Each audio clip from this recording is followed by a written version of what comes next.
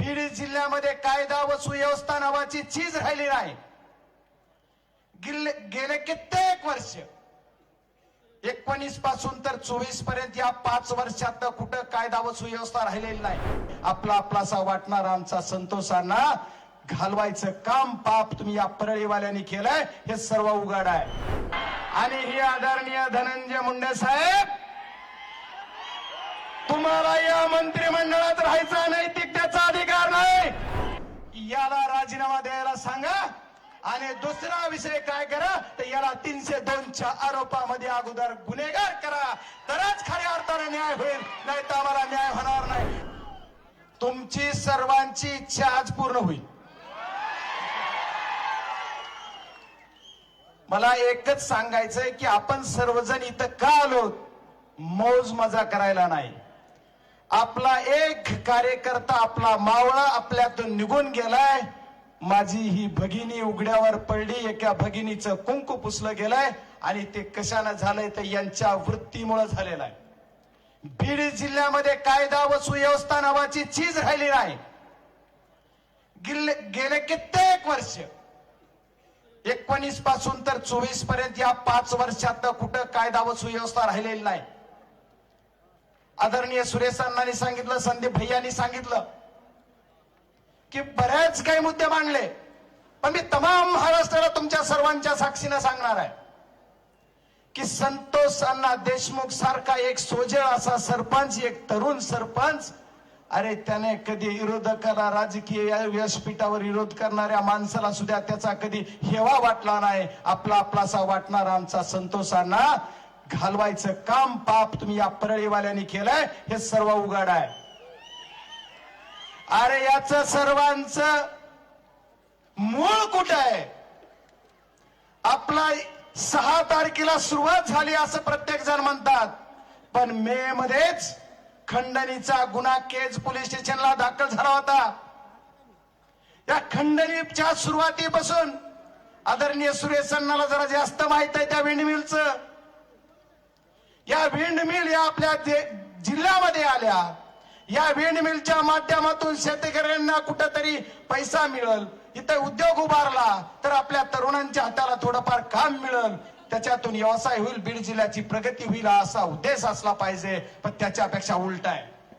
मी आज सर्वच्या साक्षीने सांगणार आहे, या संतोषांना देशमुखच्या मारेकऱ्याला तपासी करायचीच, पण या विंडमिल सुद्धा धारक जे आहेत ते सुद्धा काही गुंड पाळतात आणि हे गुंड पाळून माझ्या शेतकऱ्यांना त्रास देतात, त्यांचा सुद्धा छडा लागला पाहिजे। गेले कित्येक दिवस झालं, आज 20 दिवस झालं आपण ज्या कामासाठी झटतोय, ज्या दिवशी 9 तारखेला 3:24 याचं अपहरण केलं गेलं, त्या क्षणापासून मला 4:10 फोन आला, तेव्हापासून आतापर्यंत आपण सर्वजण लढतोय, तरी पण फक्त आश्वासन मिळलं जात आहे की आरोपीला आम्ही अटक करणार। पहिल्या दिवशी 2 आरोपी अटक झाले, दुसऱ्या 2 दिवसात एक तिसरा आरोपी अटक झाला, चौथा आरोपी अटक झालाय का सिलेंडर झालाय मला आणखी कळालं नाही, पण म्हणलं झालंय अटक झालाय। आणि ज्या दिवशी याच्यावर गुन्हा झाला संसदेमध्ये असेल, आदरणीय अमित भाई शाह यांची भेट मी घेतली, त्या दिवशी खंडणीचा गुन्हा दाखल झालाय। मग ही खंडणीखोर कोण कोण आहे? आदरणीय अण्णा तुम्ही म्हणतात अक्का, त्याचं नाव घ्यायचंय का नाही त्या बक्काचं मला माहित नाही, पण त्याचा मास्टर माइंड कोण आहे? आणि ही आदरणीय धनंजय मुंडे साहेब, तुम्हाला या मंत्रिमंडळात राहायचा नैतिकतेचा अधिकार नाही। तुम्हाला जर खऱ्या अर्थाने या बीड जिल्ह्याला न्याय द्यायचा असाल आणि तुम्ही जर खरंच सत्यवादी असाल, या बीड जिल्ह्याच्या मातीमध्ये तुमचा जन्म झाला असाल, तर तुम्ही बीड जिल्ह्याच्या जनतेला सांगून द्या, फेकतो राजीनामा आणि चौकशीला सामोरं जातो। का करत नाही तुम्ही? तुम्हाला कशाला पद पाहिजे? आमचे मुर्दे पडायला, आम्हाला मारायला? अरे ह्याचं नाव कशाला घ्यायचंय? हा कोण आहे? हा फक्त दलाल आहे, दलाल आहे, दलाल। याच्यावर काही बोला एवढा मी, तुम्ही सर्वांनी मला खासदार केलंय, तुमच्या सर्वांच्या ताकदीवर मी खासदार झालोय. आदरणीय आवार साहेब, तुम्ही बोलताना म्हणलात की आज क्रांती झाली. आज क्रांती नाही झाली आवार साहेब.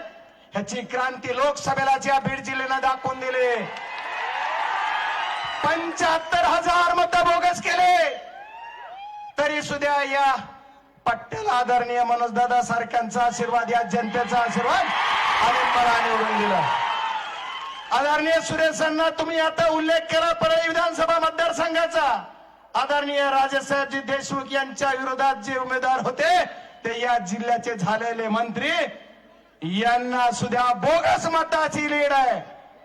बोगस मतावर जर या प्रशासनाला खऱ्या अर्थाने या आमच्या सत्तोंसांना देशमुखाला न्याय द्यायचा असेल तर बीड जिल्ह्यामध्ये झालेला मतकाढा 2 अंकी आकडा सुद्धा शिल्लक राहिला नाही. असं कुठं महाराष्ट्रात होत असेल तर ती फक्त बीडला होत आहे. आणि यांची मुजगेगिरी का वाढली, यांची ताकद का वाढली तर यांच्या माग प्रशासन आहे, यांच्या माग शासन आहे. याच्यामुळे हे झालं. याच्याशिवाय यांना दिवसा ढवळ्या खून करतात. आमचे रामकृष्ण भांगर यांच्यावर 3 गुन्हे झाले. अरे कशासाठी? परमेश्वरानं तुम्हाला संधी दिली, तुम्ही मंत्री झाला, तुमचे खालचे पिलावळावरा तुमच्याच लोकांच्या विरोधात तुम्ही म्हणलात. ही परळीचा खेळच कळा नाही की मारणारा बी तिथंच तर मारणारा बी तिथंच. तसंच झालंय निवडणुकीचं सुद्धा. विरोधक बी तिथं, सत्ताधारी बी तिथंच. कारण त्याचं असं आहे की काही बी झालं तर ही जी आमच्या विरोधात येतात ना कुठंतरी त्यांच्या उंचीप्रमाणे, ते काय म्हणतात, भाऊ काय ताई काय दोघंही आमचेच. काय जाती धर्माचा विषय. कुणीतरी म्हणलं या प्रकारात जात आणू नका. इथं एका जातीचा माणूस नाही, इथं एका पक्षाचा माणूस नाही. भारतीय जनता पार्टीचे सध्या 2 रनिंग आमदार इथं आहेत. राष्ट्रवादी काँग्रेस अजितदादा पवार साहेबांचे सुद्धा 1 आमदार इथं आहेत. आदरणीय आमचे पाटील साहेब सुद्धा इथं आहेत. आणि आमच्या पक्षाचे सुद्धा 2 आमदार आणि 1 खासदार इथं आहे. आमचे पराजित झालेले दोन्ही उमेदवार सुद्धा इथं आहेत. सर्व पक्षीय आहेत, सर्व जाती धर्माचे आहेत. ओबीसी आहे, ओपन आहे, मुस्लिम आहे, सर्व आहेत. फक्त जाती धर्माचा आधार तुम्हाला लागतोय म्हणून तुम्ही जाती धर्माचं नाव काढताय. तुम्हाला जातीच्या नावाशिवाय राजकारणच करता येत नाही. तुम्हाला पक्षाचं राजकारण करायचंय, आम्हाला नाही. आम्हाला काय करायचंय? आम्हाला आदरणीय संतोषांना देशमुख यांच्या मारेकऱ्याला न्याय मिळवून द्यायचा आहे. त्याच्यासाठी तुम्हाला आम्हाला सर्वांना लढायचं आहे. आणि या लढ्यामध्ये तुमची सर्वांची ताकद आपल्याला दाखवायची. आदरणीय मुख्यमंत्री महोदयांनी सांगितलं की मी पकडणार, मी न्याय देणार. आदरणीय आमच्या अभिमन्यू पवार साहेब म्हणले, अण्णाही म्हणतात, अण्णा कधी पकडणार सांगा तर एकदा. की 20 दिवस झाले, 20 दिवसात का पकडलं जात नाही? कायद्यापेक्षा पोलिसापेक्षा हा जो मोठा आहे का? हा जो ज्याचं नाव तुम्ही घ्या म्हणतात तो त्याच्या घरातच बसलाय. बीडच्या एसपी साहेबाला माझं म्हणणं आहे, त्याच्या घर तपासा, घरातच तुम्हाला तो सापडला पाहिजे. शाहीर तुम्हाला सांगतोय. तरी सुद्धा हे पोस्ट एसपी का जात नाहीत? अरे ज्या डीवायएसपी कडे कालपर्यंत तपास होता, डीवायएसपी साहेब तुम्ही कधी गेलात त्यांच्या घरी? अरे कशाला? अरे कुणाचं धनंजय मुंडे साहेबाचं नाव घेतलंय? मला ह्याची नाव घ्यायची लायकी आहे का? कुणाचं नाव घ्यायला होता? बीड जिल्ह्याच्या खासदारला. बीड जिल्ह्याचा खासदार तुमचा सर्वांचा स्वाभिमान आहे. बजरंग सोनवणे एकटा नाही. त्यानं कुणाचं नाव घ्यावं हे सुद्धा तुम्हीच ठरवा. तुम्ही म्हणताल त्याचं घेऊ. अरे या सर्वांच्या या गुन्हेगाराचं, दरोडेखोराचं, दलालाचं नाव माझ्या जिभेतून कशाला घेता? याचं नाव घेणार नाही. याला तुम्ही पोलीस यंत्रणेने हुडकून काढला पाहिजे. आणि काय तर म्हणे, आता बघू बाप तो बाप रहेगा. आता हा देशमुखांना देशमुख गेलेत, आता बजा आणि ती बेवडं राहिले. काय बोलता? अरे तुमच्यात खरंच दम असेल तर आमच्याकडे नुसतं नजरवरी करून बघा.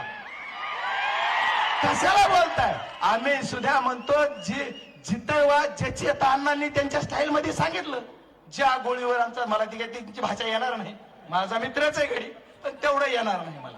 मी आपला येड आहे. आता काहीतरी पत्रकार आले म्हणले तुम्ही असे खासदार कसे? आम्ही म्हणलं मनोज दादाचा खासदार आहे मी, काय करा, असाच आहे मी.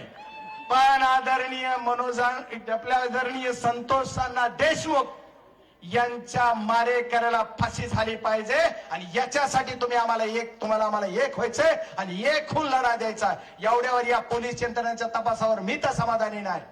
कारण पोलीस यंत्रणा करते काय? कुणी म्हणलं एसआयटी कडे द्या, कुणी म्हणतं एसआयटी नेमली. अण्णा तुम्ही तरी सांगायचं एसआयटीचा अधिकारी कोण आहे? नाही सांगितलं. एसआयटीचा अधिकारी कोण आहे? सीआयडी कडे द्या. सीआयडी कडे गुन्हा दिला म्हणून मला पोलीस यंत्रणेने सांगितलं. सीआयडी कडे मर्डरची केस दिली होती. पुन्हा आता सीआयडी कडे अट्रॅसिटी आणि खंडणी दिली. ह्या तिन्ही गोष्टी जर एकत्र केल्यात तर याचा अर्थ काय होतोय? ही कोणाला कसला हक्का म्हणते त्याचं नाव नक्कीच त्या खंडणीतून गुन्ह्यात आहे. त्याच्यामुळे आजची मागणी माझी खासदार या नात्याने एकच आहे, याचं नाव त्या मर्डर केसेस मध्ये तुम्ही दाखल करा आणि हे अंडर ट्रिप चालवा, नाही तर होणार नाही. दोन गोष्टी आजच्या या मोर्चातून महाराष्ट्र शासनाला आणि सत्ताधारी सर्व आमदार महोदयांना माझी विनंती आहे. दोनच गोष्टी तुम्ही करा तुमच्या शासनाकडून. याला राजीनामा द्यायला सांगा आणि दुसरा विषय काय करा तर याला 302च्या आरोपामध्ये अगोदर गुन्हेगार करा, तरच खऱ्या अर्थाने न्याय होईल, नाही तर आम्हाला न्याय होणार नाही. ढोंग नको, राजकारण नको, आपण काय पाहिजे तर न्याय पाहिजे आणि न्यायासाठी झटणारे आम्ही सर्वजण आहोत. न्यायासाठी झटलं पाहिजे आणि न्याय करण्यासाठी आम्ही आज रस्त्यावर उभारलो. ही प्राथमिक आमची लढाई. उद्याची लढाई मी सर्वांना सांगितलंय, मीडियाच्या माध्यमातून सुद्धा सांगितलंय, आम्ही सर्वजण या आता येणाऱ्या नवीन वर्षापर्यंत 2 तारखेपर्यंत जर याचा तपास लागला नाही, याला अटक झाली नाही आणि याला जर तुम्ही पकडून फासावर चढविण्याची कारवाई सुरू केली नाही तर 2 तारखेच्या नंतर दिल्ली असो, महाराष्ट्र असो की तर बीड मध्ये असो, कुठं ना कुठं पण उपोषणाला खासदार म्हणून मी बसणार आहे असं तुम्हाला सर्वांना जाहीर सांगतो. आणि याच्याबरोबर तुमच्या सर्वांच्या साथीनं आपल्याला ही लढाई लढायची. संतोष अण्णा देशमुखांचा ज्या दिवशी अपहरण झालं, ज्या क्षणाला अपहरण झालं तेव्हा क्षणापासून आतापर्यंत मी लढतोय, तुम्ही सर्वजण लढताय. संतोष अण्णा देशमुख यांच्या मारेकऱ्यांना फाशी झाल्याशिवाय आपण शांत बसणार नाहीत, एवढा शब्द तुम्हाला देतो. उशीर होतोय, आपल्याला राजांना ऐकायचंय, आदरणीय मनोज दादांना ऐकायचंय, त्यांचं आपल्याला ही सर्व घ्यायचंय. त्याच्यामुळे मी जास्त न बोलता तुम्हाला सर्वांना विनंती करणार आहे, तुम्ही इथून पुढच्या सर्व लढ्यात तुमच्या सर्वांनी आपण ताकदीनं बरोबर राहायचंय आणि यांच्या कुणाच्या लय बाकीच्या ह्याच्यात नाही, यांचा राजीनामा झाला पाहिजे. महाराष्ट्राच्या मुख्यमंत्री महोदयांना, दोन्ही उपमुख्यमंत्री महोदयाला तुमच्या सर्वांच्या वतीनं तुमचा खासदार म्हणून आणि इथं बसलेल्या सत्ताधारी आमदाराला मी विनंती करतो, यांचा राजीनामा घ्या आणि त्याला 302 मध्ये अटकवा, तरच खऱ्या अर्थानं आम्हाला न्याय मिळाला असं म्हणलं जाईल. खूप खूप धन्यवाद.